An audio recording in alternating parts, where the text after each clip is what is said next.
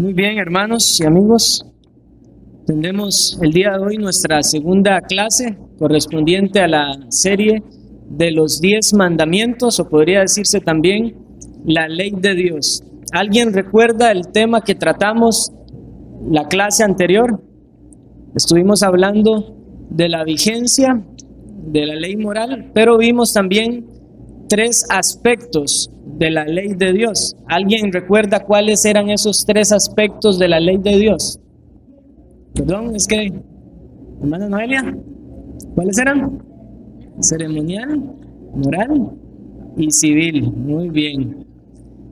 Recordemos, tengamos en cuenta esto, hermanos y amigos, son 3 aspectos o distinciones. Algunos tienen problemas con esto porque ciertamente en la Biblia no se dice explícitamente 3 aspectos de la ley, pero por los versículos que estuvimos viendo en la lección anterior, vimos que la ley moral tiene una posición más alta que lo que fueron las leyes civiles o ceremoniales que se cumplieron en Cristo. ¿Y alguien recuerda qué fue lo que vimos que era la ley moral? Va a estar también allí en la diapositiva. Les había puesto la pregunta 93 del Catecismo Mayor de Westminster. ¿Alguien tiene alguna idea que pueda decirlo en sus propias palabras? ¿Qué es la ley moral? ¿Por qué la ley moral seguía vigente?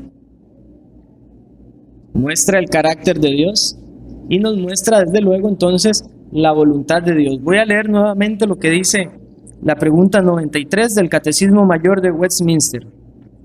¿Qué es la ley moral? Es la declaración de la voluntad de Dios a la humanidad, dirigiendo y obligando a cada uno a una conformidad y obediencia personal, perfecta y perpetua a ella, en el marco y disposición de todo el hombre, cuerpo y alma, y en el cumplimiento de todos los deberes de santidad y justicia que se debe a Dios y al hombre, prometiendo vida a quienes la cumplen y amenazando de muerte a los que la violan. Esto es la ley moral de Dios. Y cuando esta pregunta dice los deberes de santidad y justicia que se debe a Dios y al hombre, es la misma distinción que se suele hacer acerca de los 10 mandamientos. Ustedes han escuchado que eran 2 tablas y que probablemente en la primera tabla estaban los primeros 4 mandamientos y en la segunda los otros 6 mandamientos. Y hemos visto en algunas lecciones en la tarde con los niños ¿qué nos enseña la primera tabla? ¿Alguien recuerda? Correcto. Cómo amar y obedecer también a Dios, es lo que nos enseña, y el deber que debemos nosotros darle a Dios. Y la segunda tabla entonces hemos visto que nos muestra cómo nosotros debemos relacionarnos con los demás, con el prójimo, con todos los demás hombres. Ahora, mis hermanos, quiero que me acompañen a Gálatas 3:19, o lo pueden también ver allí en la pantalla. Les dije también en la lección anterior que Pablo había estado atacando la idea de los judaizantes que pretendían que la salvación se iba a ganar por la justicia propia, esto es, por las obras de la ley. Pero entendimos lo que la Escritura nos muestra, que no hay ningún hombre que pueda ser justificado por las obras de la ley, porque no hay hombre que haga el bien y nunca peque. Pero entonces Pablo pone un contraste muy marcado entre la ley y la gracia, ¿cierto? Eso todos lo manejamos, todos lo comprendemos. Ya no estamos bajo la ley, sino bajo la gracia. Pero el mismo Pablo, temiendo que estas personas a las cuales él se dirigía llegaran a preguntarse, bueno, o a decir más bien, a cavilar en sus corazones, ya entonces, si no estamos bajo la ley, sino que estamos bajo la gracia, ya la ley no tiene ningún uso entonces. Pero Pablo entonces pregunta, entonces, ¿para qué sirve la ley? Y ahora yo quiero hacer otra pregunta, porque deseo que estas clases sean participativas. ¿Para qué sirve la ley? ¿Alguien sabe cuál es el propósito por el cual Dios le dio la ley al hombre? Hermano Cristian. Muy bien, eso es, y eso vamos a ver esta mañana, pero hay todavía algo que se puede resumir que es más al punto. A ver, hermano Francisco. Correcto, ese es el punto principal. Cuando Dios entregó la ley es para que nosotros reconociéramos el pecado. Ahora, nosotros hemos visto textos en la Escritura que dicen que antes de que estuviese la ley no había pecado, ¿cierto?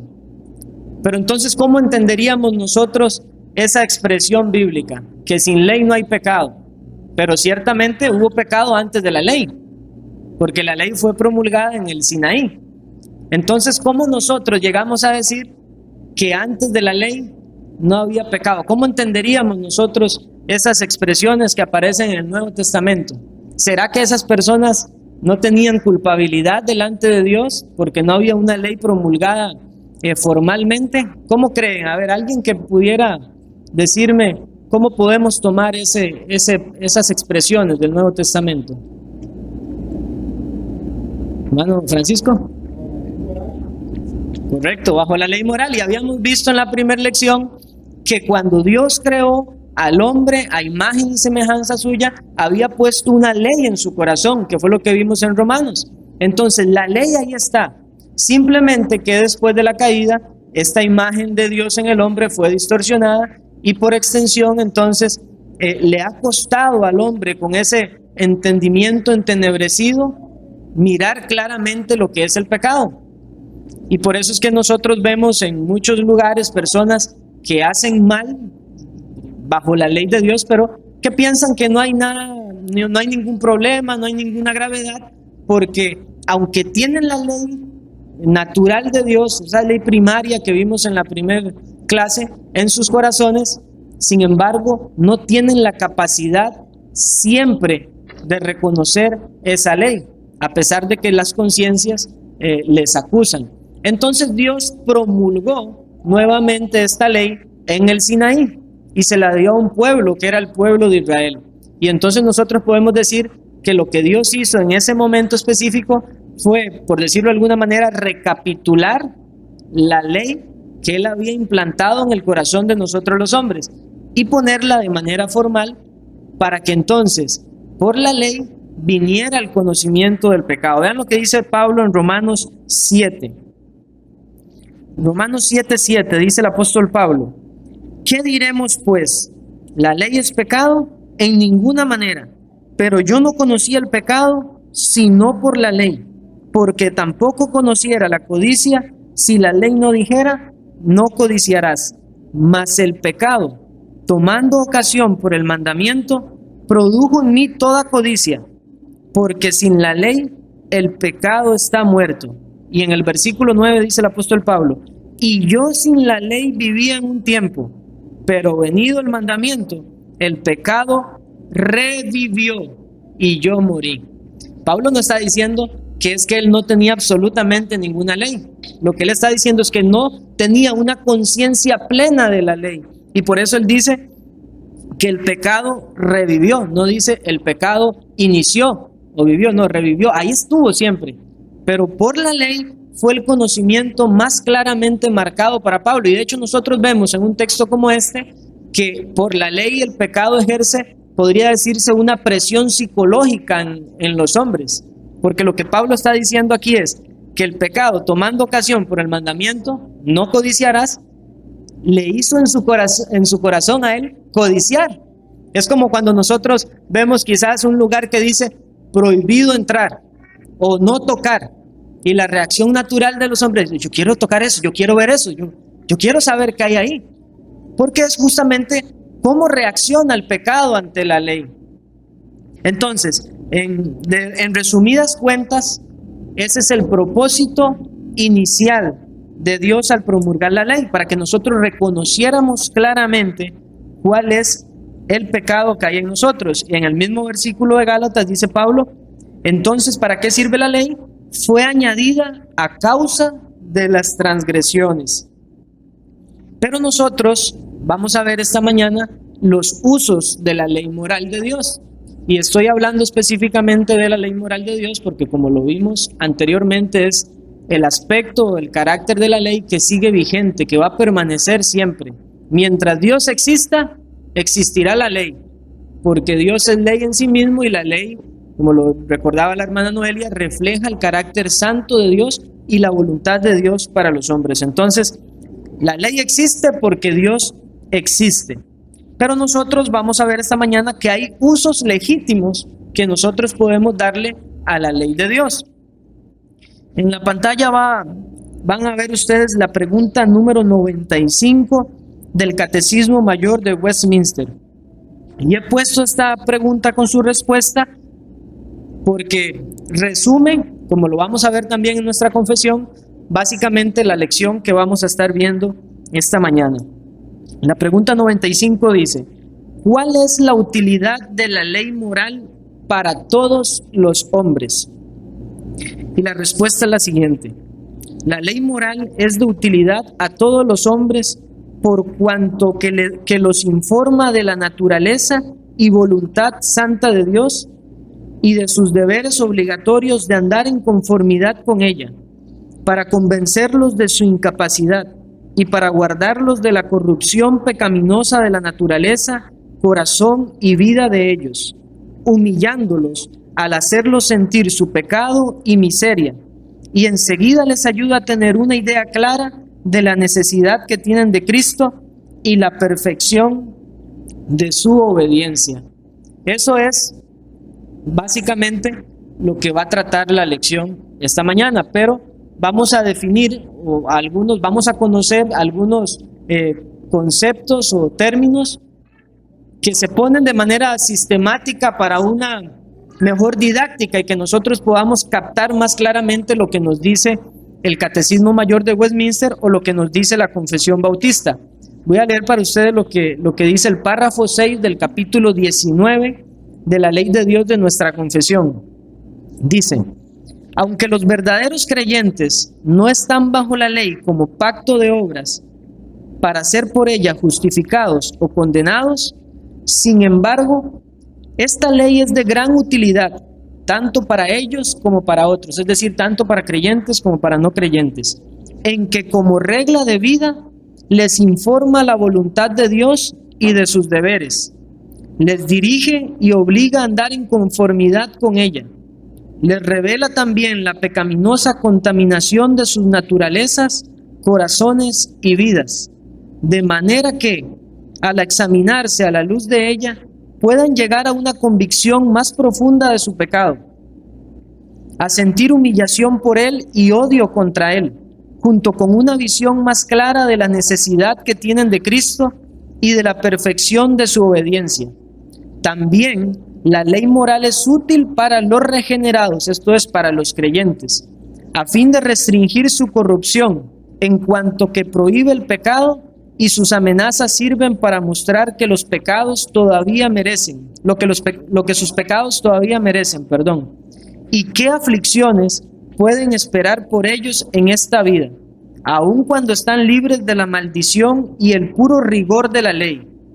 Asimismo, sus promesas manifiestan a los regenerados o creyentes que Dios aprueba la obediencia y cuáles son las bendiciones que pueden esperar por el cumplimiento de la misma, aunque no como si se les deba por la ley como pacto de obras, de manera que si alguien hace lo bueno y se abstiene de hacer lo malo, porque la ley manda lo uno y le prohíbe lo otro, no por ello demuestra que se encuentre bajo la ley y no bajo la gracia.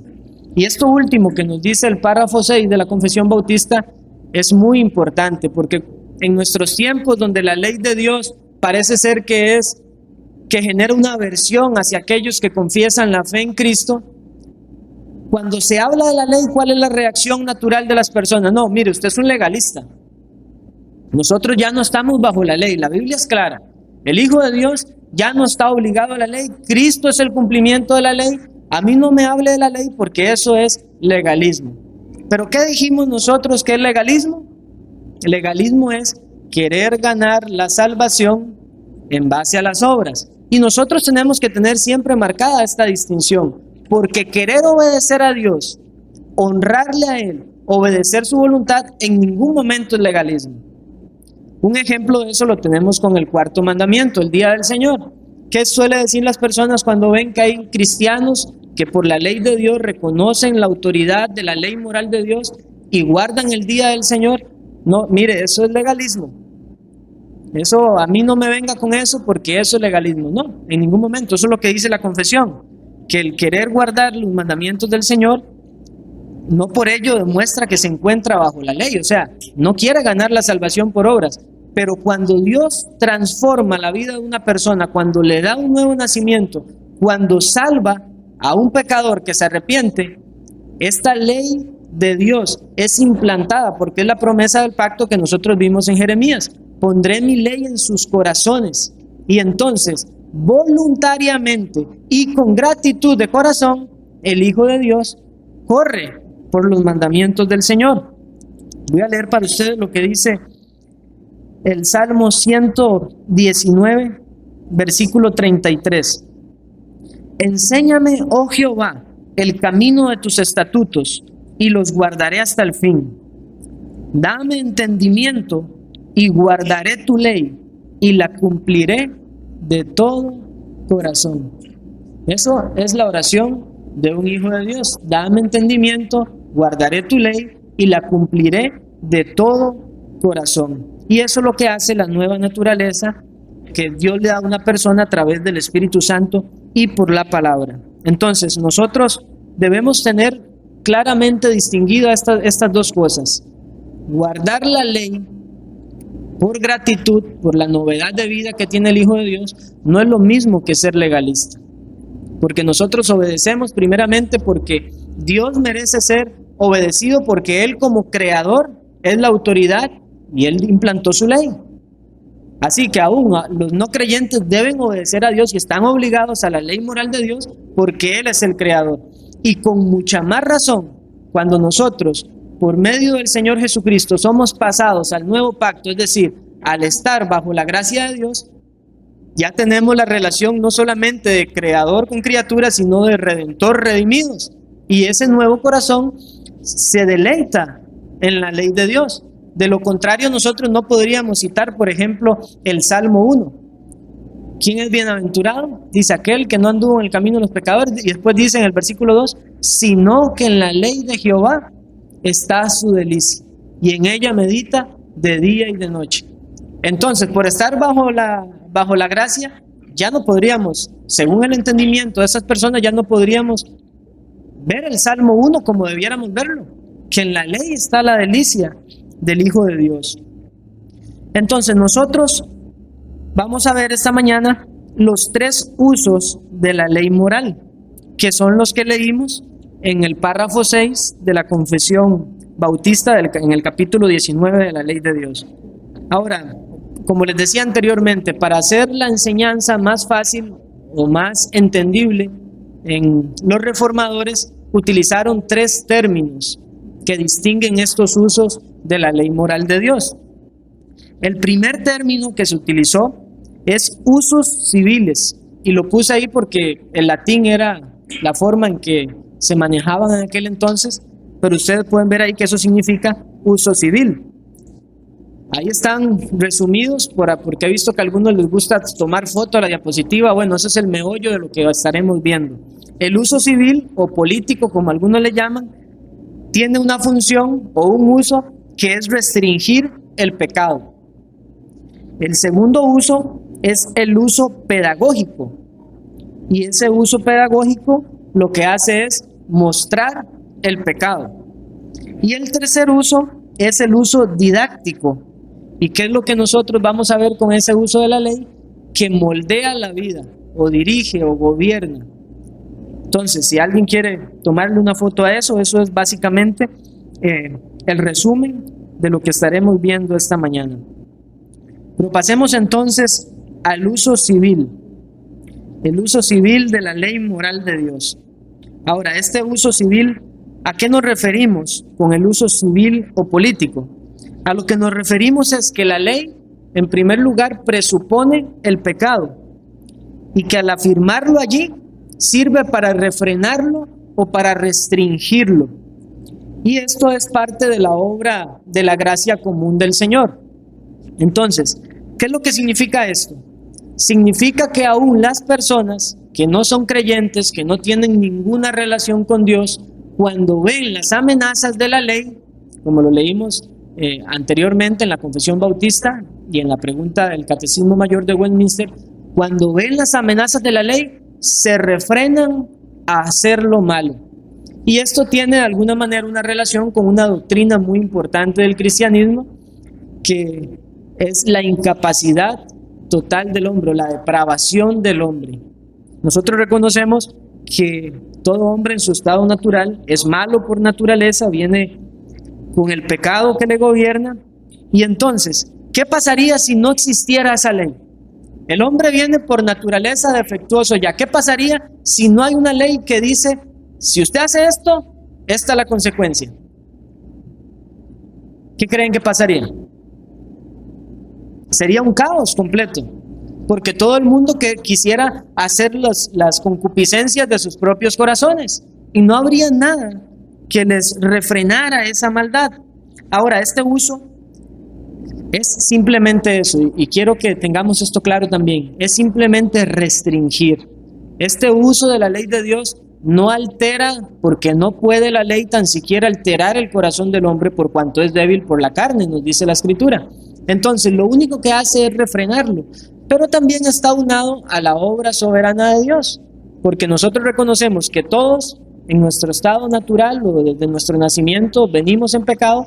Sin embargo, el pecado no se manifiesta de la misma manera en todas las personas, y ahí es donde soberanamente el Señor utiliza también esta ley que Él ha dado para refrenar el pecado. Porque, ¿qué ejemplo podríamos utilizar? Yo no fui Hitler, no soy Hitler. Hitler fue mucho más malo que yo, seguramente, dado por todo lo que él hizo, ¿verdad? Y esa es la manera en la que uno asumiría, bueno, no, yo no soy tan malo como Hitler.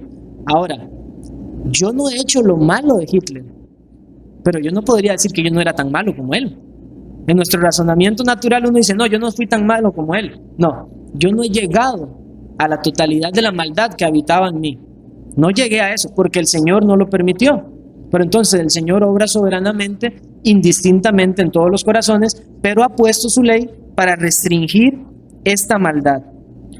En Gálatas 3:19 vemos este uso, que fue el que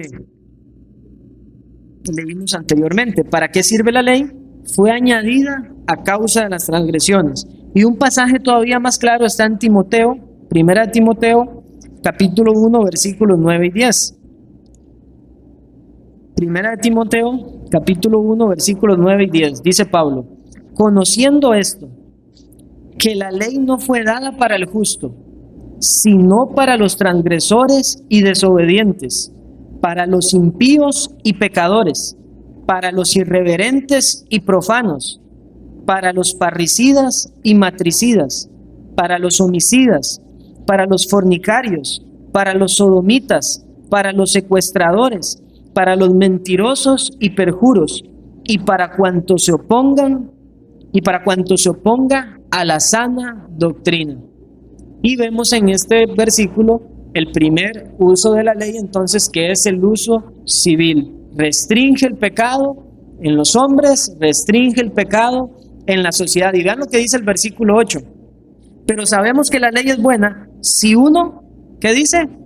La usa legítimamente. Y estamos viendo los usos de la ley. Y por eso les digo, aunque la Biblia no tiene estas expresiones, los usos de la ley de manera explícita, bíblicamente encontramos esta manera legítima de usar la ley.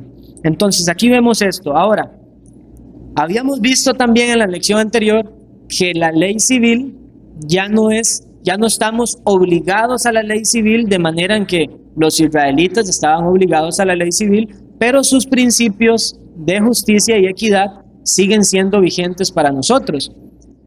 ¿Cómo funciona entonces, o cómo usa Dios también este primer uso de la ley en la sociedad?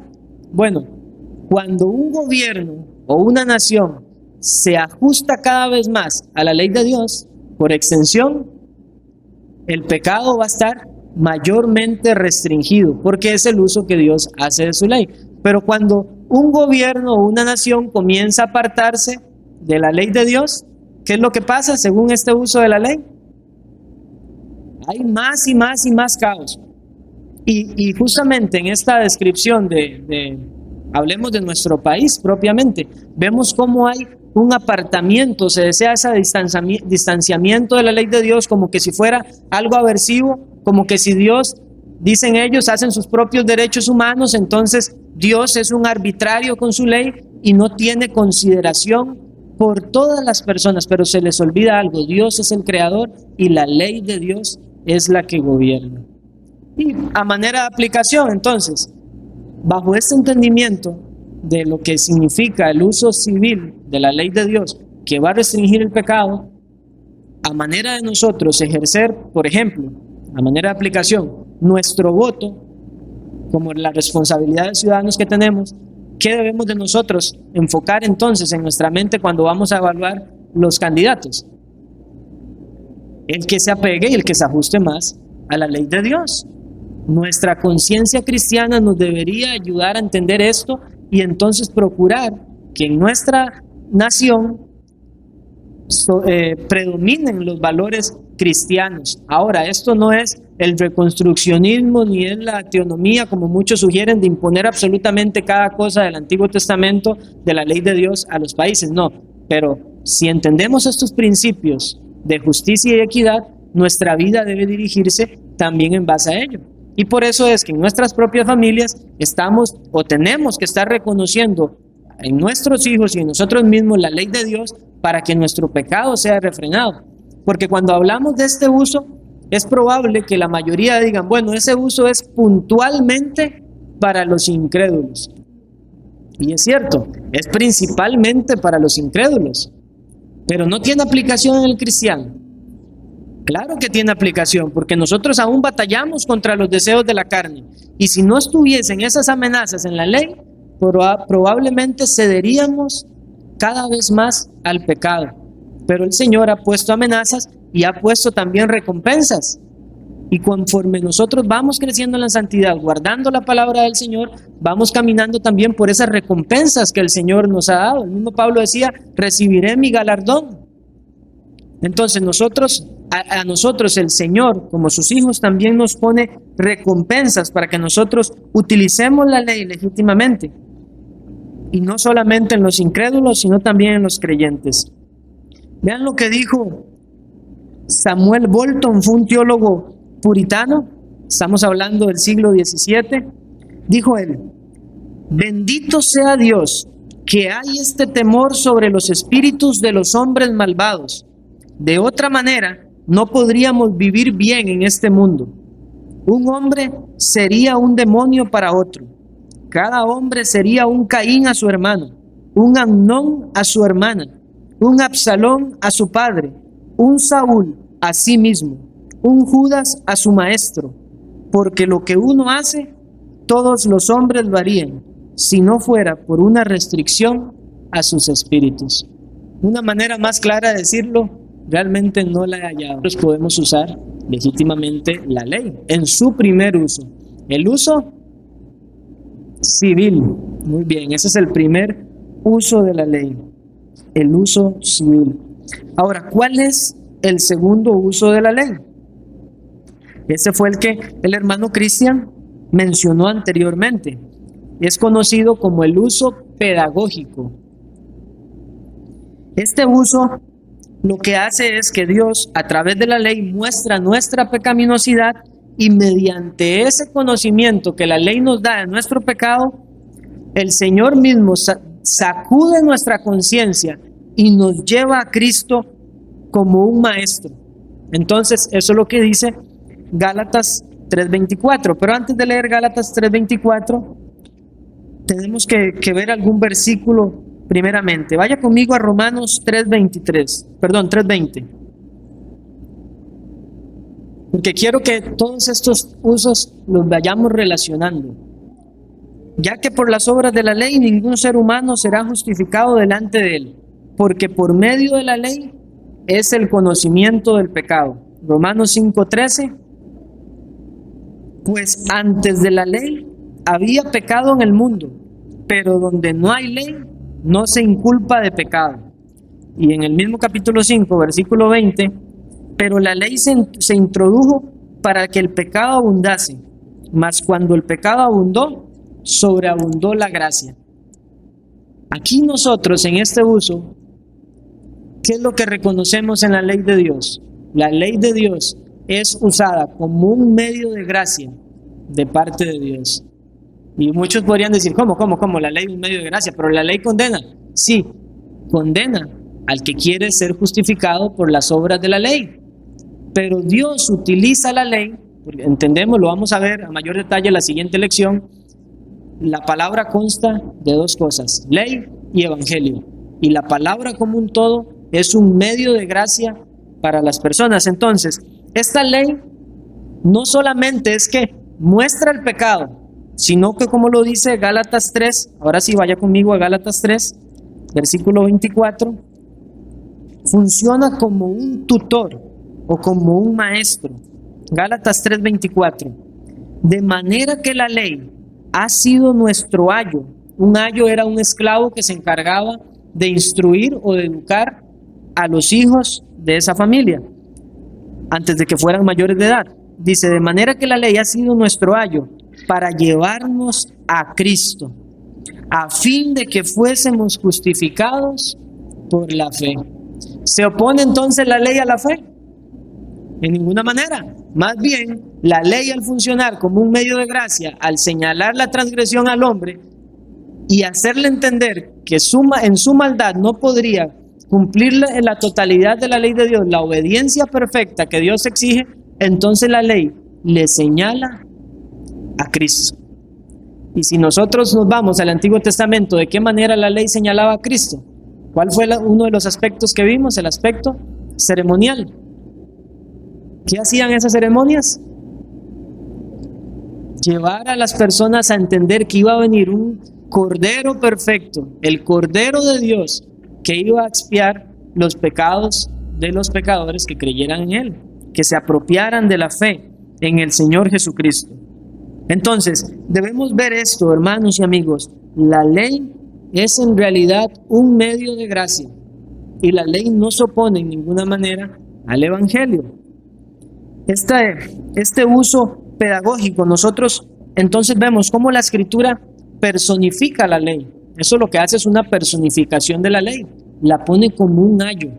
Algunos estudiosos dicen que el ayo generalmente ejercía una disciplina mucho más rigurosa que los mismos padres de esos hijos a los que instruían. Y si eso es cierto, entonces nosotros entendemos la rigurosidad de esa ley también. Pero esa ley lo que hace es conducirnos a Cristo. Eso es lo que hace la ley. Entonces, nosotros somos cristianos, los que hemos creído en el Señor Jesucristo. ¿Por qué razón?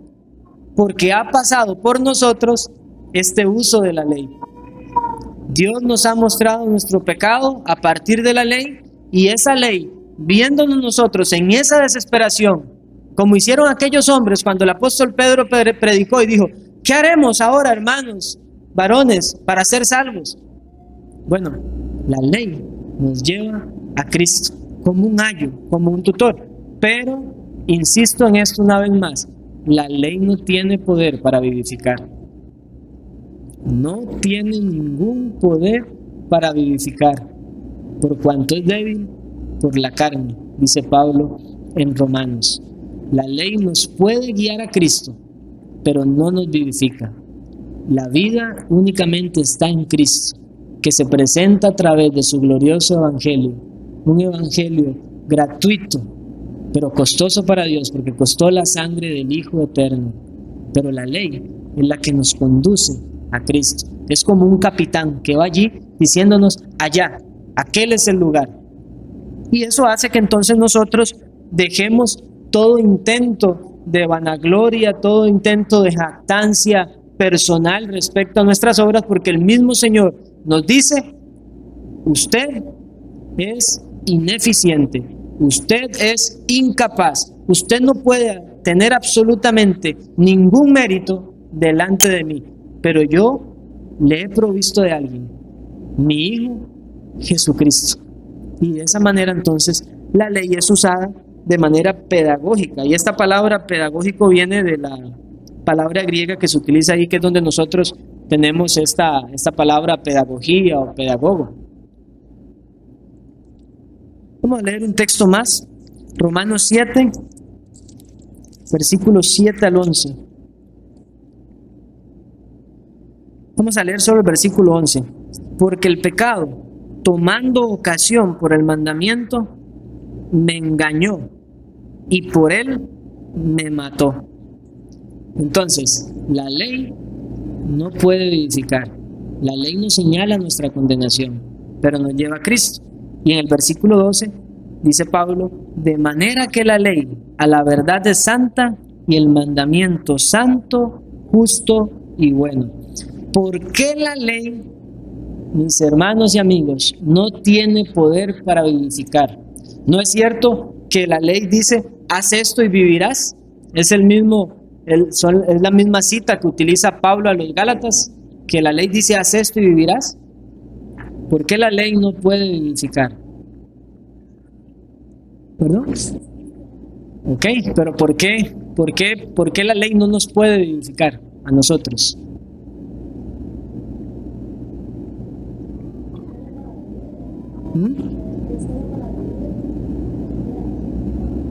Pero el mandamiento dice, haz esto y vivirás.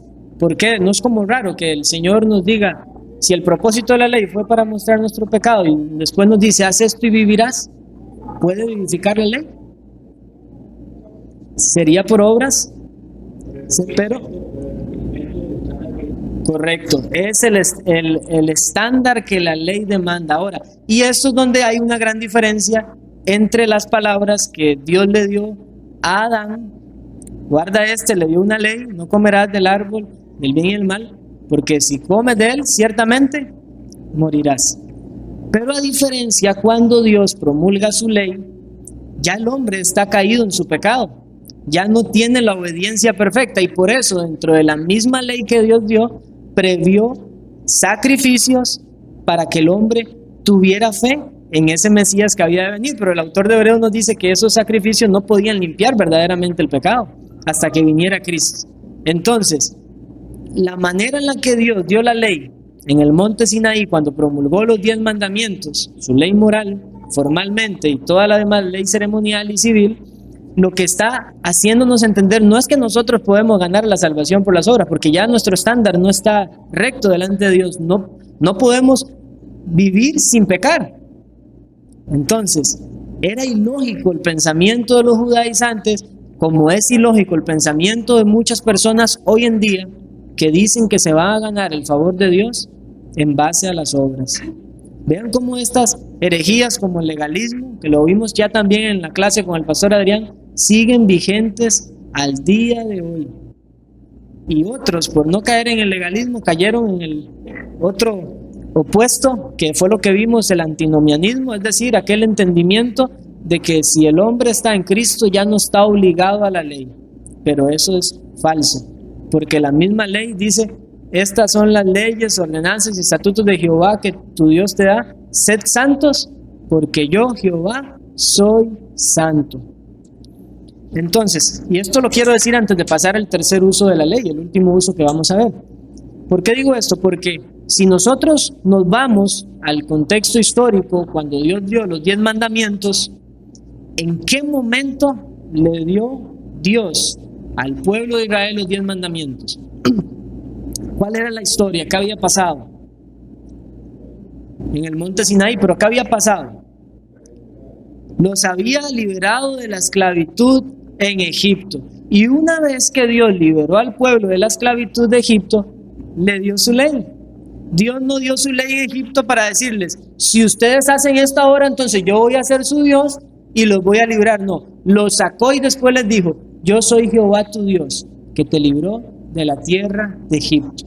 Dios dio su ley a un pueblo que Él por gracia ya había adoptado como pueblo suyo, entendiéndose que no todos los descendientes de Abraham en su carne eran verdaderos hijos de Dios, pero Dios trabajó con ese pueblo de esa manera. Les dio su ley cuando ya ese pueblo había sido apartado por el Señor, no antes. Y esto tiene que ver entonces con el tercer uso de la ley de Dios, que dicho sea de paso es el uso que genera mayor problema a la mayoría de las personas. Es el uso didáctico de la ley de Dios. También puede decirse uso normativo. Y en este uso de la ley lo que vemos es que la ley funciona como regla de vida para los cristianos. La ley es regla de vida perpetua.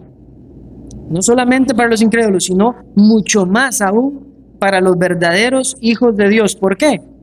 Porque esta ley expresa la voluntad de Dios. Y entonces lo que nosotros reconocemos bajo este uso de la ley es que la ley funciona como un instrumento del Espíritu Santo para santificar a su pueblo. Sed santos porque yo soy santo, cuando Dios dio la ley al pueblo. Y cuando nosotros venimos a Cristo, cuando somos regenerados, cuando la vida de Dios habita en nosotros, no hay posibilidad alguna de que la ley sea desechada del verdadero Hijo de Dios. Vimos en Salmo 119, dame entendimiento y guardaré tu ley. El Hijo de Dios se deleita en la ley de Dios. Vaya conmigo a Romanos 3:31. Romanos 3:31.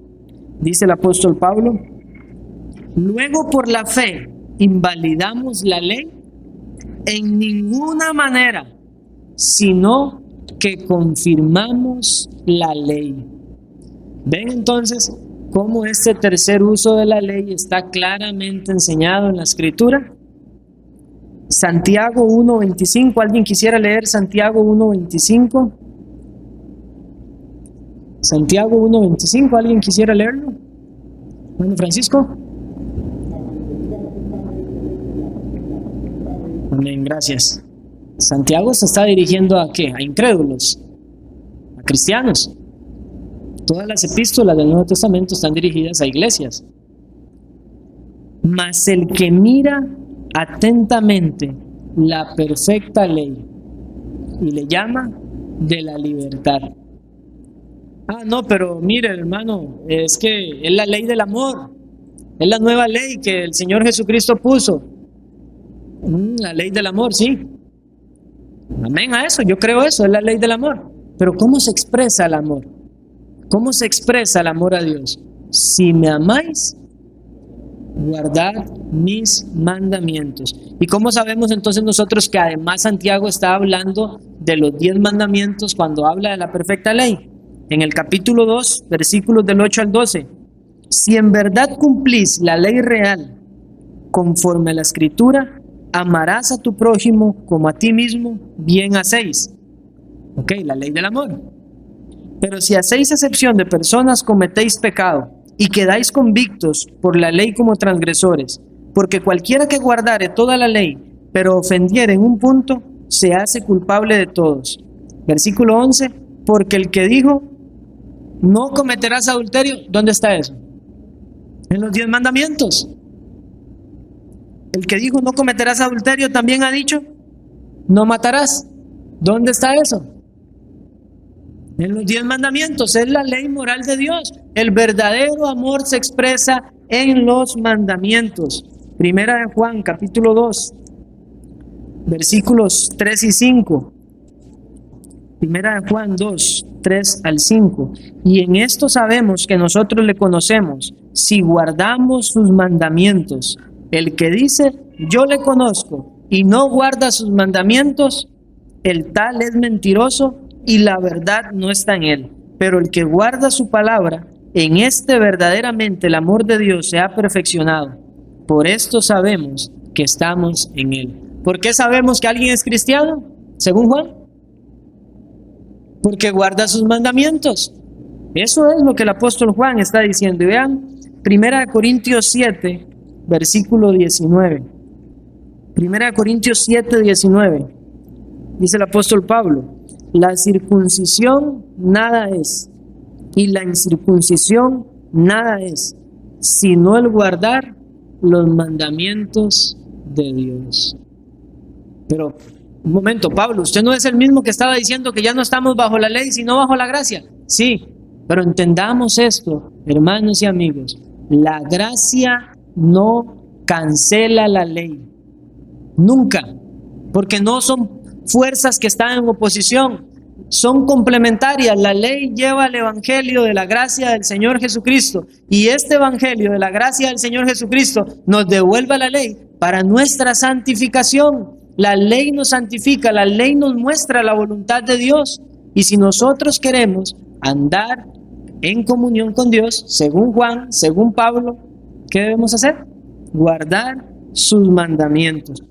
Entonces, les decía anteriormente, este tercer uso es el que más problemas genera para la mayoría de las personas, porque es muy fácil aceptar, sí, la ley condena el pecado, está bien, todos creemos eso. Sí, la ley lleva a Cristo, eso dice Pablo a los Gálatas claramente, sí, estamos de acuerdo con eso. Pero alguien que está bajo la ley puede estar obligado a la ley, perdón, bajo la gracia, ¿podría estar bajo la ley también? No está bajo la ley como un pacto de obras, de haz esto y vivirás. Pero eso es lo que decía la confesión, no están bajo el rigor de la ley, bajo la condenación que la ley trae. Pero la ley moral, a ser el carácter santo y justo de Dios, obliga perpetuamente a todos los hombres a una obediencia perfecta. La gran gracia de nuestro Señor Jesucristo es que Él cumplió la ley por nosotros, y que aunque nosotros no la podemos cumplir perfectamente, para los hijos de Dios eso no es una justificación para desechar sus mandamientos, sino que los seguimos con fuerza, según la capacidad que el Señor nos dé a través de su Santo Espíritu, no para vivir a través de la ley, sino por gratitud, porque Él nos ha dado a Cristo, que cumplió la ley por nosotros. Y si usted está esta mañana aquí sin Cristo, usted sí está bajo el rigor de la ley. Usted va a caer bajo la gran condenación de Dios si no va a Cristo para su salvación. Si la ley le dice a usted, no, le prohíbo esto, le prohíbo esto, le prohíbo esto, y usted está andando en esas prohibiciones de Dios, usted no tiene nada que darle a Dios para justificarse usted mismo. Entienda esto, la ley que usted está escuchando ahora le conduce a Dios a usted, al Señor Jesucristo, para su salvación, pero tiene que ir con fe, reconociendo que usted es pecador, reconociendo que es incapaz de guardar la ley de Dios. Todos los días la transgrede, pero Cristo es la propiciación de los pecados del mundo, dice el apóstol Juan. Y si usted quiere hallar verdadero deleite en el Señor, no lo puede hacer si no es a través de Cristo, que es el único mediador entre Dios y los hombres.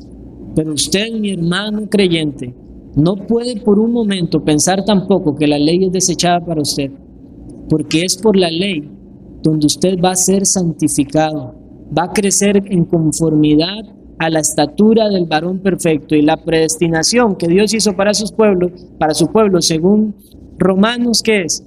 Para que sean a la imagen y semejanza del Señor Jesucristo, para que crezcan conforme al Señor Jesucristo. Ese es el propósito de la salvación, y ese propósito de la salvación no lo da el Evangelio, que no es una ley, lo da la ley a la que nos devuelve el Evangelio, para andar como Cristo anduvo, que guardó la ley del Señor en todo tiempo.